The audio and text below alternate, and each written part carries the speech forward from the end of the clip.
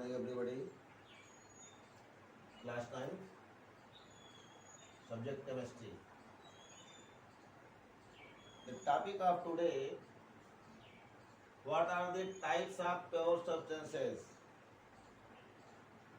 शुद्ध पदार्थों के क्या प्रकार हैं, कितने भाग हैं, इसके बारे में हमने पिछले दिन आप लोगों को बताया था कि जो प्योर सब्सटेंसेस हैं उन्हें आपने दो कैटेगरी में डिवाइड कर रखा है, एलिमेंट्स और कंपाउंड्स। एलिमेंट्स में हमने पिछले दिन आपको बताया था कि elements are classified into three categories: metals, non-metals and metalloid. metals का मतलब है धातु और नॉन मेटल का मतलब है उपधातु, और मेटलॉइड का मतलब है उपधातु और नॉन मेटल का मतलब है अधातु। अधातु का मतलब जो धातु नहीं है, तो मेटल मीन्स धातु, नॉन मेटल्स मीन्स अधातु, मतलब नहीं, एंड मेटलॉइड मीन्स उपधातु। तो ये हमने पिछले दिन बताया था कि मेटल्स की वैरायटी भी बताया था आपको, सोडियम, पोटेशियम, ये सभी, पोटेशियम, कैल्शियम, ये सभी जो है आयरन, गोल्ड, ये मेटल कैटेगरी में है। और sulphur, chlorine, iodine, bromine, oxygen, ये सभी नॉन मेटल हैं। सिलिकॉन, जर्मेनियम जैसे एलिमेंट्स मेटलॉइड हैं।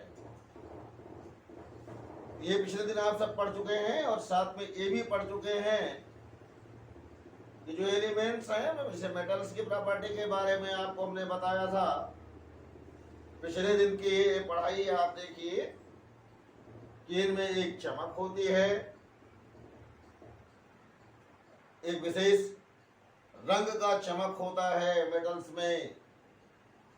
इनमें हीट को और थर्मल एनर्जी को कंडक्ट करने की एबिलिटी होती है, अर्थात एक सिरे से दूसरे सिरे तक अगर कोई मेटल लिया जाए, हीट किया जाए, तो हीट एक सिरे से दूसरे सिरे तक मूव कर जाती है। इलेक्ट्रिक करंट भी एक सिरे से दूसरे सिरे पर आ जाएगा। लोहे के छड़ को सड़ से इसीलिए बिजली का तार छूने से मना किया जाता है, क्योंकि आप छुएंगे तो उस सिरे से और उससे होकर के आपके इस हाथ में करंट आ जाएगा, पूरे बॉडी में आ जाएगा। They are ductile in nature, ये भी पिछले दिन हमने बताया था कि डक्टाइल का क्या अर्थ होता है जानते हैं? डक्टाइल का मतलब होता है जिसे खींचने पर, डक्टाइल को हिंदी में कहते हैं तन्य। तो डक्टाइल का मतलब तन्य मतलब तानना, मतलब खींचना। खींचने पर जो बढ़े तार के रूप में, उसे डक्टाइल कहते हैं। Metals availability, most of the metals are ductile in nature. सभी मेटल नहीं होते भाई, ये भी जान लीजिए, ये नहीं कि सभी मेटल होते हैं ductile. Most of the metals are, सोना है, चांदी है, एल्यूमिनियम है, तो ये सभी खींचने पर इनके तार बनाए जाते हैं। और सोना, चांदी, तांबे का तार आप देखेंगे, देखना चाहें तो देख लीजिए, तो खींच कर बनाए जाते हैं। इसी को कहा जाता है कि डक्टाइल इन नेचर होता है। ये most of the elements are malleable. Malleable का क्या मतलब होता है? किसी भी चीज को पीटने पर अगर वो चद्दर के रूप में बढ़ती है। मैलिएबल, MALLEABLE, मतलब आघात वर्धनीय। आघात माने चोट पहुंचाना, और वर्धनीय मतलब बढ़ना। तो जब हम हैमर करते हैं तो तो जो बढ़े उसे हम कहते हैं आघात वर्धनीय है। इस प्रकार से एक पॉइंट्स। इसके अलावा आपने पढ़ा था कि मेटल्स में सोनोरस प्रॉपर्टी होती है, उन्हें मारने पर वो आगे जैसे आप जोड़ते हैं, जो पहुंचाते हैं ना लोहे की घंटी पर, तांबे की घंटी पर, तो उसमें आवाज आती है, एक स्पेसिफिक साउंड क्रिएट होती है। तो आवाज, ये जानते हैं कि जो मेटल की बनी हुई चीज होती है उस पर चोट पहुंचाने पर एक आवाज आती है, सोनोरस। सोनोरस का मतलब कोई ध्वनि उत्पन्न करने की क्षमता, आवाज उत्पन्न करने की क्षमता मेटल में होती है। अगर कोई चीज चोट पहुंचाई जाए तो आवाज उठता है, उसे सोनोरस कहते हैं। और इसके बाद मेटल के एग्जाम्पल भी आपने पढ़ लिया था। आज जैसे सब आपने कॉपर, गोल्ड, सोडियम, सिल्वर, ये सभी मेटल्स हैं। जानते हो शॉर्ट में कहा जाता है कि अगर आप मेटल के नाम के आधार पर पहचानना चाहें कि कोई एलिमेंट मेटल है या नॉन मेटल, तो जिस मेटल के नाम में IUM बाद में आता है, जिस एलिमेंट, जो भी मेटल होंगे, मेटल के नाम में आगे IUM जुड़ा होता है, तो आपके दिमाग में आ रहा होगा कि भाई Fe लिखते हैं उसका नाम तो आयरन होता है, Cu लिखते हैं उसका नाम तो कॉपर होता है, Ag लिखते हैं तो उसका नाम तो सिल्वर होता है। देखिए Fe लिखा आपने तो उसका नाम आप आयरन लिखते हैं, Ag लिखते हैं तो इसका नाम आप सिल्वर लिखते हैं, Au लिखते हैं तो इसका नाम गोल्ड लिखते हैं। ये जो नाम आप बता रहे हैं, इनका जो नाम है साइंस में, हमारे केमिस्ट्री में ये नहीं है। इनका नाम क्या है? इसका नाम है फेरम, FERRUM। यूएम जरूर बाद में आएगा। इसका क्या नाम है? अर्जेंटम। इसका क्या नाम है? आरम, AURUM। लास्ट में ये यूएम आ रहा है, तो कोई जो जिस एलिमेंट के लास्ट में ये यूएम आता है, सोडियम, पोटेशियम, तो यूएम लास्ट में जो आता है तो समझते हैं कि ये एलिमेंट मेटल है। इस नाम से ये जाने जाते हैं, लेकिन कॉमन नेम हम इसको ये रखते हैं जनरली, तो ये दिमाग में अपने आप को रखना चाहिए। इसके अलावा अब हम बात करते हैं नॉन मेटल की।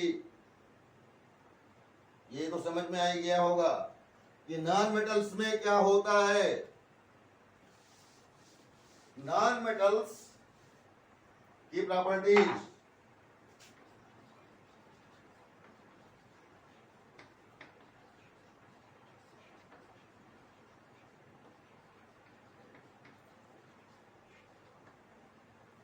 Properties of non metals. क्या प्रॉपर्टी है नॉन मेटल्स की? They display variety of colours. Non metals बहुत से रंगों को प्रकट करता है, एक रंग में नहीं है कि इसका एक रंग है, बहुत से रंगों को प्रकट करता है। कुछ ऐसे भी हैं जो रंगहीन भी हैं, कलरलेस भी हैं। They are poor conductor of heat and electricity. Poor conductor का मतलब होता है इंसुलेटर। इंसुलेटर प्रॉपर्टीज में क्या है? First, various colour, variety of colour.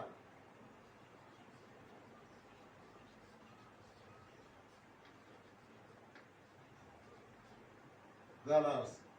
Second क्या है? कंडक्टिविटी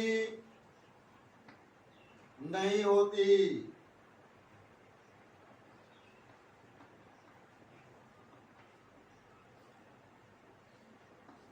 और इसीलिए इन्हें कहा जाता है कि ये इंसुलेटर हैं।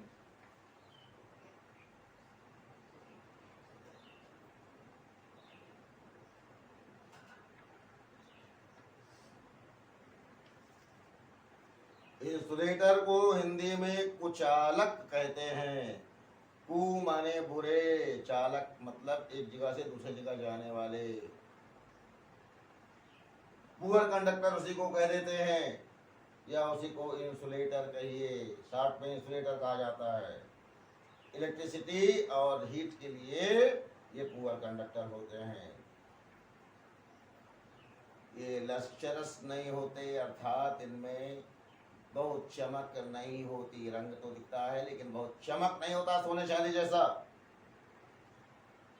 इनमें आवाज नहीं आती है, अगर पीटे जाए तो उनमें कोई आवाज नहीं होती। इन्हें सोनोरस नहीं होते कि आपने कोई नॉन मेटल लेके पीटा तो उनमें कोई आवाज आवे, ऐसा नहीं होता है। ये मैलिएबल और डक्टाइल भी नहीं होते। तो दे आर, हमें ये देखिए प्रॉपर्टीज की आप कंपैरिजन कर रहे हैं। मैलिएबिलिटी,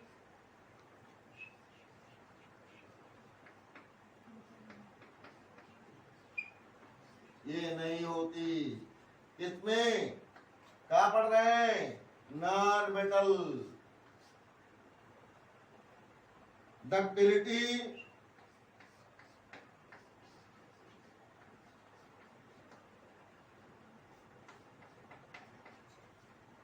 ये नहीं होती।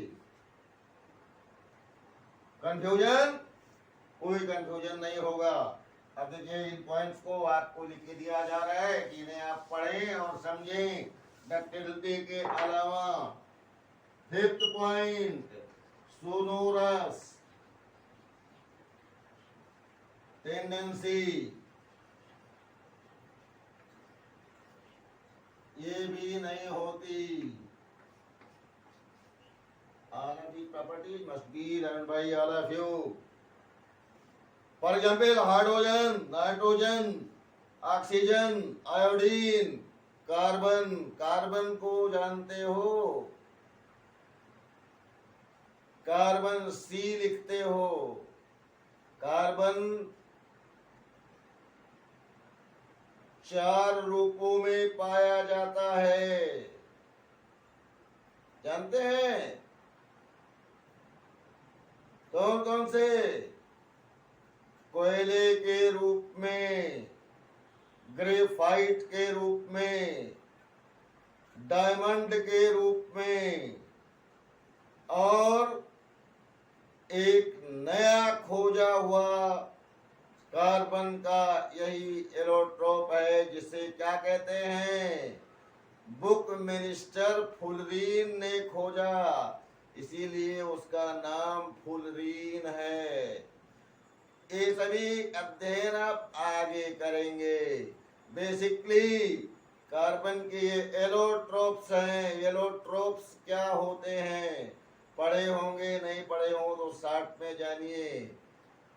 Similar elements but their arrangement is different. Elements are similar but their arrangements are different, resulting the form obtained express different properties are called as allotropes. तो कार्बन के ये एलोट्रोप से हिंदी में अपर रूप कहे जाते हैं। ये सब चीजें धीरे धीरे करके आप स्टडी करेंगे, लेकिन अभी आप जानकारियों में अपने रखते चलिए। अगली बात यह है कि आपके किताब अपने देखिए, उसमें कुछ इंपॉर्टेंट चीजें दी गई हैं और सभी आपको समझने के लिए दी गई हैं। जैसे number of elements known are present are more than 100। इस समय 118-19 एलिमेंट डिस्कवर हो चुके हैं। एलिमेंट्स खोजे जा रहे हैं, डेली साइंटिस्ट हमारे लगे हुए हैं और एलिमेंट डिस्कवर करने में। 92 ऑफ देम आर नेचुरल, उसमें से 92 प्राकृतिक हैं। And above 92 elements are man made. Man, scientist क्या होते हैं? मैन होते हैं, आदमी होते हैं ना। साइंटिस्ट कौन होता है? आदमी तो होते हैं। तो साइंटिस्ट जो है उन्होंने आफ्टर एटॉमिक नंबर 92, जानते हो किसका नंबर है? यूरेनियम का एटॉमिक नंबर 92 होता है। एक रेडियो एक्टिव एलिमेंट है यूरेनियम। और उसके बाद के जो एलिमेंट हैं वो हमारे साइंटिस्ट ने बना रखा है, और वो सभी रेडियो एक्टिव हैं। बेसिकली मैक्सिमम बेस्ट जो है वो उसमें से सब रेडियो एक्टिव हैं। रेडियो एक्टिव मीन्स जिनमें से अल्फा बीटा गामा रेज का वर्जिन होता है। हम बहुत ज्यादा गहन अध्ययन नहीं करेंगे अभी इन पर धीरे धीरे टॉपिक हम पढ़ेंगे। रेडियो एक्टिविटी में एक अलग यूनिट है, पढ़ेंगे आप उनमें से। Majority of the elements are solid. जो एलिमेंट आपके डिस्कवर किए गए ना अबाउट 118, वो अधिकतम उसमें से जो है वो जानते किस अवस्था में है? अधिकतम उसमें से सॉलिड स्टेट में है। मेजॉरिटी जो है वो सॉलिड स्टेट में है। केवल 11 एलिमेंट ऐसे हैं, 11 elements, only 11 elements are present in the gaseous state at room temperature. 2 elements are in liquid state. कौन कौन से एलिमेंट हैं? ब्रोमीन और Hg, Br एंड Hg। याद रखिए, क्वेश्चन पूछा जाता है कि वो कौन से एलिमेंट हैं जो नेचुरल स्टेट में लिक्विड स्टेट में पाए जाते हैं। तो ब्रोमीन और पारा। पारा का फार्मूला क्या होता है? Hg। इसे मरकरी कहते हैं। बच्चे सोचते हैं ना कि यार ये तो नाम उसका मरकरी है और सिंबल Hg कैसे हो गया? दरअसल इसका क्या नाम है जानते हो? इसका नाम है हाइड्रोगेरियम।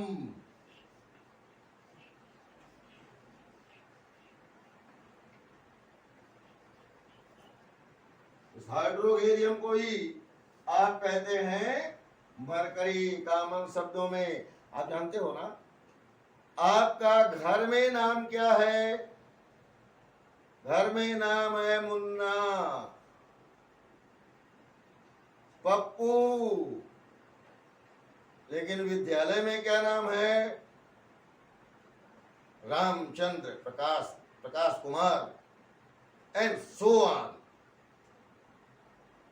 तो विद्यालय का जो नाम है वो ये इसके विद्यालय में नाम हाइड्रोगेरियम लिखे जाते हैं। और घर में इसको लोग मरकरी मरकरी कहकर बुलाते हैं। क्या इसके 2 नाम हो गए तो आपको बुरे लग रहे हैं क्या? है ऐसा तो नहीं होना चाहिए। जब आपका 2 नाम हो सकता है, इसका नहीं हो सकता। ठीक वही बात है बेटा, दिमाग में रखिए। जहां भी ऐसी बात आवे, लगे आपको कि नाम तो ये लिखा जा रहा है और फार्मूला तो ये है, तो वहां पर हम लोग ये ध्यान देना चाहिए। उनका नाम लैटिन वर्ड में होता है ये, और उसकी ये हम इंग्लिश लिख देते हैं, पॉपुलर होती है इंग्लिश, तो इसलिए पारा को अंग्रेजी में मरकरी कहते हैं, तो मरकरी लिख देते हैं। सोने को अंग्रेजी में गोल्ड कहते हैं, तो गोल्ड लिख देते हैं। लेकिन जो उसका ग्रीक नेम है, का जो लैटिन नेम है सोने का, उसका नाम आरम है, AUROUM। सब बहुत डिटेल स्टडी आप आगे अगले क्लासेस में मैं कराऊंगा, लेकिन अभी शॉर्ट में बताते चल रहा हूं। एलिमेंट्स गैलियम, गैलियम का फॉर्मूला जानते हो? Ga। कहां का एलिमेंट है? थर्ड ग्रुप में, BAlGaInTl। Boron, aluminium, gallium, indium और टेल्यूरियम, थैलियम, ये जो एलिमेंट हैं जिसे आप थर्ड ग्रुप कहते हैं ना, उसे आप 13 ग्रुप कहा जाता है। 13 या थर्ड ए।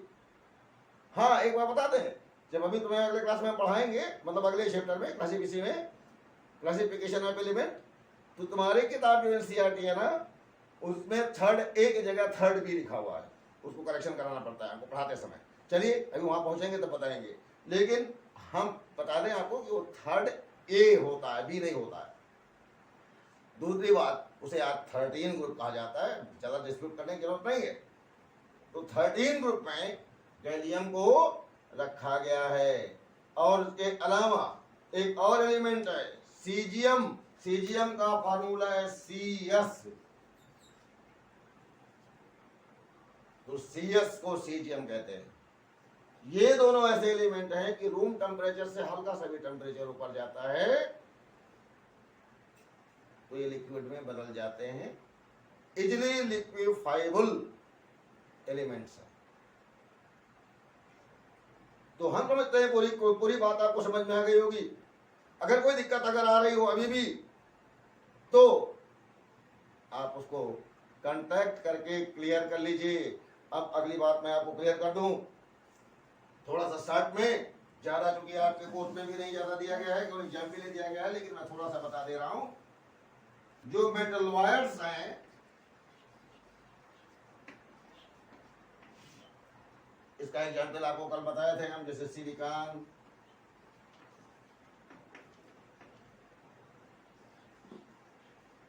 जर्मेनियम,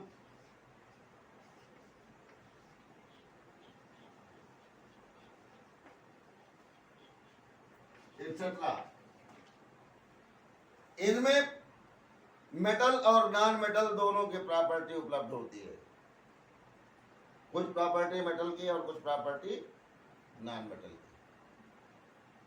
इनमें कंडक्टिविटी होती है, लेकिन कंडक्टिविटी ऐसे नहीं होती है कि अपने आप इनमें इधर से उधर जाए। आपने हीट या टच करा दिया या इलेक्ट्रिसिटी पास टच करा दिया तो इनको कुछ ना कुछ एडिशनल एनर्जी की जरूरत होती है। अपने आप काम ना करने वाले, दूसरे की मदद लेकर करने वाले, अपने आप काम कर लेने वाला, अपने बिल्कुल ही ना करने वाला, और एक आदमी दूसरे की मदद लेकर के काम कर लेता है। हम पढ़ा रहे हैं ना, तो हमारे पढ़ाते समय मैं तो पढ़ा रहा हूँ, पूरी पढ़ा रहा हूँ, सभी बच्चों को समान रूप से पढ़ा रहा हूँ, सभी बच्चे पढ़ ले। लेकिन उसमें तो मैं तो कंडक्टर का काम कर रहा हूँ भाई, मेटल का कंडक्टर हूँ, सभी को फ्लो कर रहा हूँ। लेकिन उसमें कुछ बच्चे ऐसे होंगे जो बिल्कुल नहीं पढ़ेंगे घर में, अच्छी आदत तो नहीं है, तूने हम कह देते हैं तो इंसुलेटर है यार, इसके ऊपर तो कोई असर ही नहीं पड़ता है। और कुछ बच्चे ऐसे होंगे कि जो पढ़ लेते होंगे थोड़ा बहुत, तो उन्हें जानते हो कैसे पढ़ते हो, ऐसे नहीं पढ़ते, ऐसे तो दिन भर घूमते। उनकी मम्मी या पापा जब कस के उनको डांट पिलाते हैं तब वो किताब, तब वो बैठ जाएंगे, चलो वे खोल करके पढ़ लेते हैं, नहीं तो दुनिया भर के बहानेबाजी कर लेंगे। तो मम्मी पापा के डर से पढ़ लेते हैं, तो वो बीच वाले हो गए, उन्हें सेमी कंडक्टर कहा जाता है। तो ये बिल्कुल एक ऐसा भी है कि जिसको मम्मी का डर है, पापा का डर है, तो उसने पढ़ेगा, तो उसे क्या कहेंगे, ये तो इंसुलेटर है भाई, किसी का असर ही नहीं पड़ता है, ना मास्टर का और ना ही माँ का ना बाप का। लेकिन जिसके ऊपर कम से कम माँ बाप का असर पड़ जाता है, पढ़ने लगते हैं ना, वो कम से कम वो सेमी कंडक्टर कैटेगरी में आ जाते हैं। तो ये अब आपको याद रखना चाहिए। इतने सारे एग्जाम्पल मैं क्यों देता हूँ, इससे आपकी मेमोरी में बातें आ जाए। एनी प्रॉब्लम, कोई दिक्कत? तो आपको इतनी बातें समझ में आ गई। तो अब इसके बाद अगला टॉपिक है आपका, एक एक्टिविटी भी दी गई है, एक्टिविटी भी समझाएंगे। एक्टिविटी के बाद पहले हम आपको कंपाउंड समझाएंगे, कंपाउंड के बाद हम एक्टिविटी को पूरे आपको समझाकर सॉल्व करेंगे। तो आप अगले दिन के लिए आप हेडिंग डाल लीजिए, हमें पढ़ना क्या है। अगले दिन हमें इस टॉपिक से पढ़ना है कंपाउंड्स। तो कंपाउंड्स पढ़ने के लिए आपको आज इतना तैयार करने के बाद आप कंपाउंड्स के बारे में स्टडी करिएगा। ये हम आपको अगले दिन मिलते हैं। आज के लिए इसी पर रोक देते हैं, आप इतना तैयार करिए। थैंक यू वेरी मच, धन्यवाद।